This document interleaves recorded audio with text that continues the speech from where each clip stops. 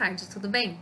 Meu nome é Mariana Felipe e o artigo que eu vou apresentar para vocês hoje foi escrito em coautoria por mim e pela minha colega do doutorado, Larissa Milkevics.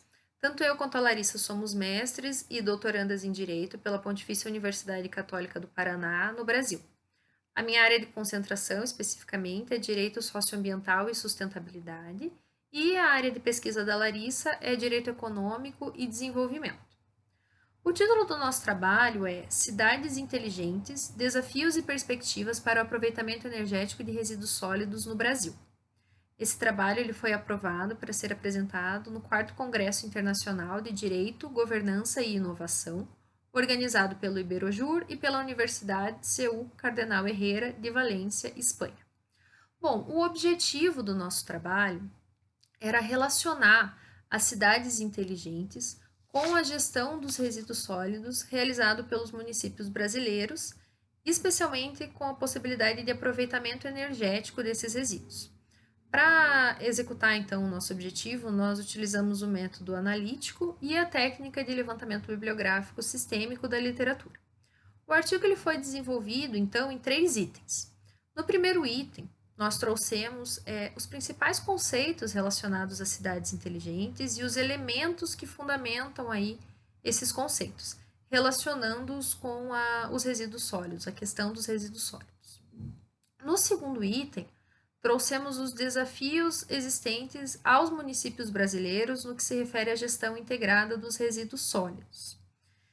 No Brasil, existe desde 2010 uma lei federal que pretende organizar e disciplinar a gestão integrada dos resíduos no país.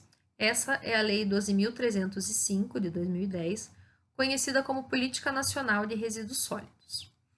Essa lei ela criou uma série de deveres, não apenas aos particulares, mas também à coletividade como um todo e ao poder público no que se refere à gestão dos resíduos sólidos gerados no país. Especificamente com relação ao poder público, nós destacamos para fins do presente trabalho o papel dos municípios no que se refere à disposição final ambientalmente adequada dos resíduos. Então, a Política Nacional de Resíduos Sólidos, ela atribui aos municípios deveres extremamente complexos relacionados à disposição final ambientalmente adequada dos resíduos sólidos gerados nos territórios de cada um desses municípios. Então, eles têm um papel bastante ativo nessa temática.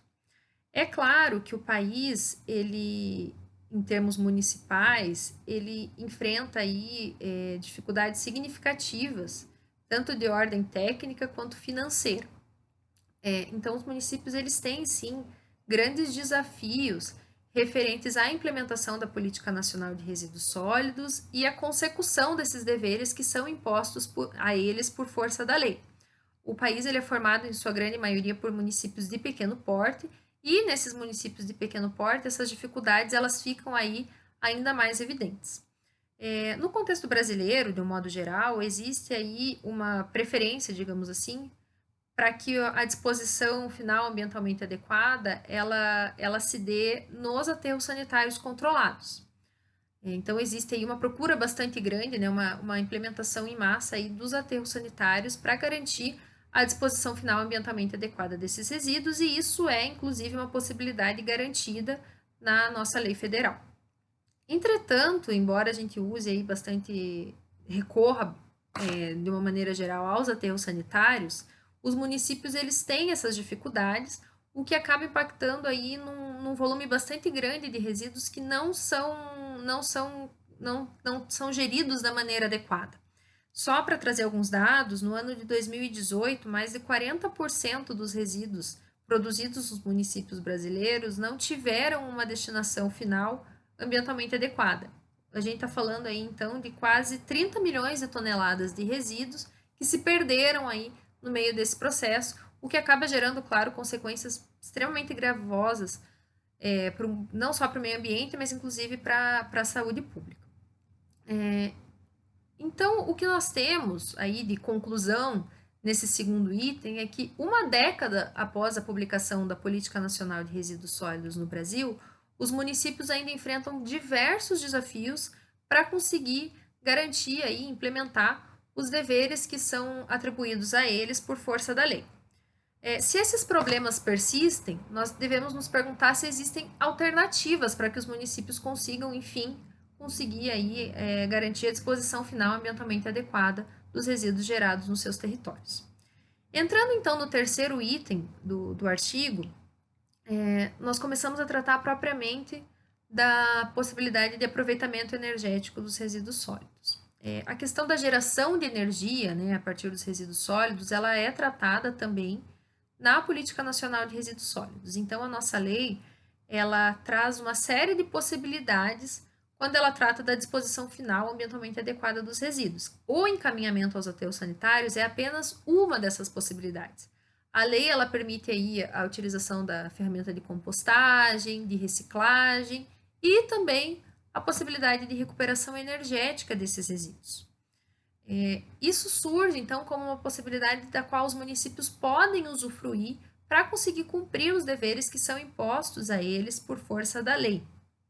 O aterro, ele é, então, apenas uma dessas possibilidades. Recentemente, o Brasil teve aí publicada a Portaria Interministerial número 279, publicada em abril de 2019.